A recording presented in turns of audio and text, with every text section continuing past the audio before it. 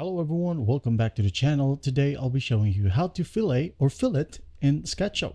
Alright, let's say for example I'm going to create a rectangle right here in this area. Alright, now we're going to use the push and pull tool just to make a 3D object. Now once done, an example to make a fillet right here. Let's say for example this area. Alright, just use the 2-point arc. Let's say for example in this area right here and in here. All right, click. As you can see, when you can see a magenta line, all right, as you can see, that's your arc. Just click on it. All right, as you can see here, it is now done. If you want to create on this particular area as well, again, just create the arc, another one, create the arc. All right, another one, create the arc. Now, once that's done, you're going to want to tap or click on push and pull tool again.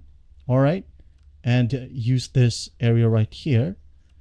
Click, drag it down. All right, as you can see, another one,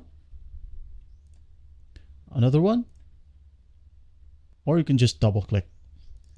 All right, and that's basically how you make a fillet on SketchUp. Let's say for example that you want to fillet around in this area. All right, so what we're going to do here is just basically, again, create a line or a rectangle, shapes, rectangle right in here. All right, now we're going to want to use the push and pull again. Let's say at this point. Now we're going to make use of the 2D arc again. You can then create an arc from this point in here. Then again, the magenta line.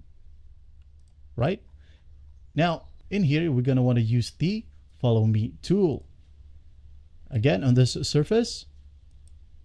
Click and just follow the surface. All right, as you can see here, I'm just following it right about this area.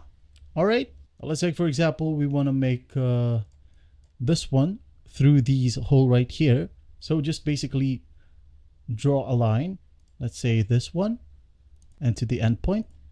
All right,